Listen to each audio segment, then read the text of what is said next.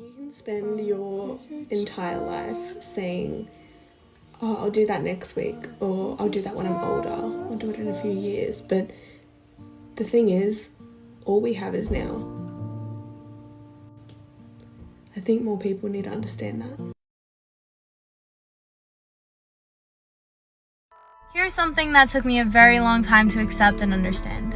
I was so okay with the idea of being hurt as long as it kept that person or certain people in my life. So I compromised my happiness for them. And that wasn't fair. And it took me a really long time to realize that I come first.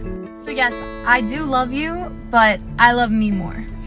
And this time I'm putting me first.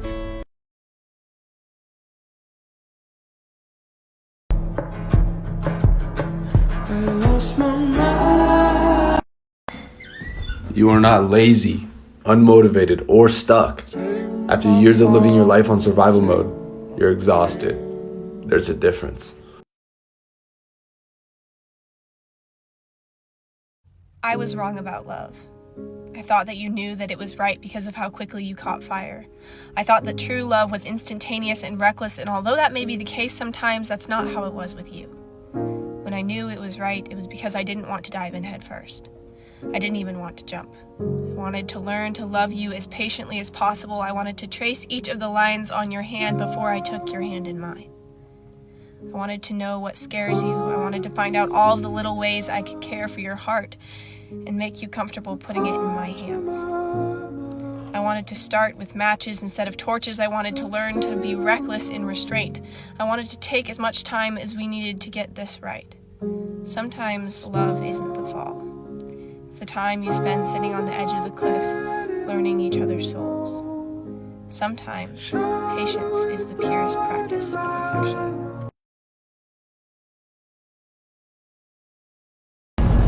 We're growing up, and that means that we're not going to talk to or see each other as much as we're used to. And that's just reality, but in case the day comes that we never speak to each other again, I just want you to know that I am glad I met you. Because we have made memories that will live in me forever. And it's because you're a real one.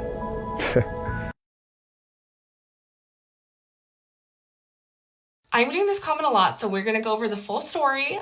I'm gonna try not to cry.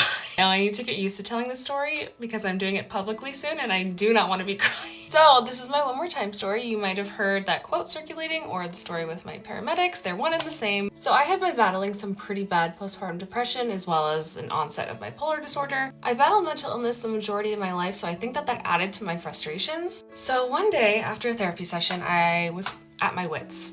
I tried everything to get better. I did the meds, I did the eating right, I was in therapy. I felt like I was doing the work. So during this therapy session, I was like, I can't do this anymore.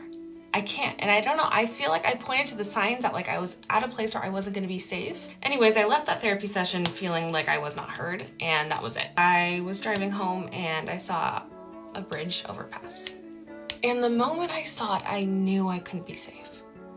It was something that clicked and I was like, I can't keep myself safe anymore. I went into a full-blown panic attack as I was driving on the freeway, and I had this moment of holy shit, I'm gonna do something. I hit this, it was this really scary realization where it had gotten to that point where I knew I was gonna do something. Probably one of the worst panic attacks I've ever had because I was not breathing. I wasn't breathing. So I pulled my car over because I knew I couldn't be safe anymore. So I'm sitting there in my car having a panic attack. I'm not breathing. I'm trying to figure out what am I gonna do? Am I gonna go do something or am I not? What am I gonna do? I came to the conclusion that I was gonna do something. I had a plan. I knew what I was gonna do. I was gonna execute it. And for a moment, I thought about the baby that I had at home. My mom was watching my son. I quickly picked up the phone and I dialed 911. And the paramedics got to me immediately. I was not the most coherent, I was not the most cooperative. The paramedics really struggled to reason with me, they really struggled to get me to breathe. But the one line that got me and got so many of you, the paramedic leveled with me and he looked me in the eye and he said, one more time. Let's try one more time. I tried to hold on so tight, but you left when I needed you most. I guess hearts like mine were meant to be broke.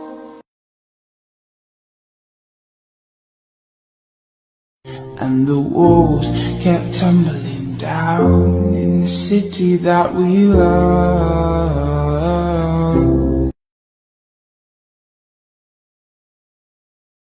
You know that girl you left heartbroken? She doesn't trust so easily anymore. Her eyes don't light up when she talks about love anymore. She keeps her walls up now, and for good reason. You know, you almost broke her, but you didn't. She's too strong for that. And despite all the bullshit you put her through, she still holds on to hope because she knows she deserves so much better than you. She will always be the girl that got away.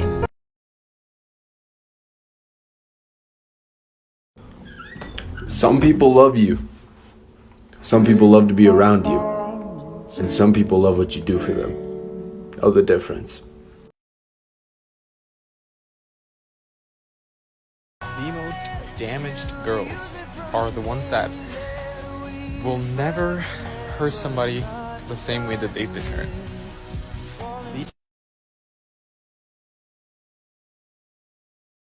I was told when I get older all my fears would shrink, but now I'm insecure and I care what people think.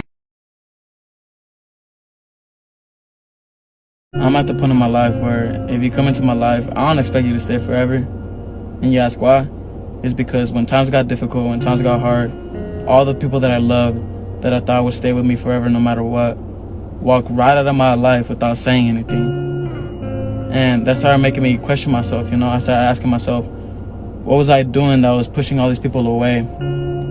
I started asking myself, was I even good enough for all these people? Am I even good enough for anybody? Started drowning myself with all those thoughts. So if you leave, I don't even blame you. From your perspective, what do you feel like the most misunderstood thing about teenagers is? I think that people kind of put everyone into the same group. I think that's where people get it wrong. You know, a lot of people work differently. They succeed in different ways. You are the only person who has always been there for you. You're the only person who has woken up with you every morning of your life and gone to bed with you every night. On the hardest nights in your life, every time you were in your bedroom crying over something, you thought your world was ending, you are the only person that has been there every second of every day for your entire life. It's your job to look after yourself.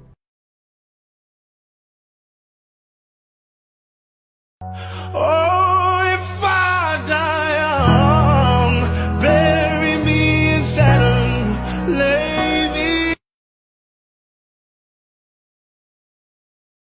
And thank you, please, madame. I ain't lost, just wondering. Round my hometown. I thought I was broken, that no one could or ever would love me. It's the only way a child can grow up when their father abandons them. All I ever wanted to know was why. What was so wrong with me that you would leave?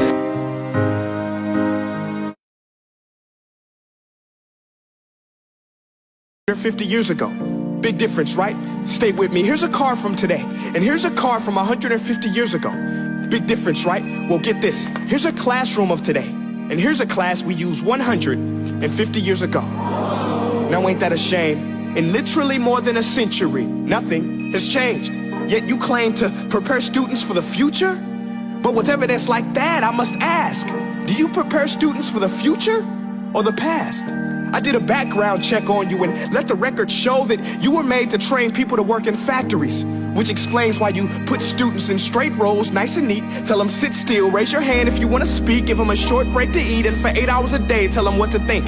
Oh, and make them compete to get an A letter which determines product quality, hence grade A of meat. I get it. Back then, times were different. We all have a past. I myself am no Gandhi. But today, we don't need to make robot zombies. The world has progressed. And now we need people who think creatively, innovatively, critically, independently with the ability to connect.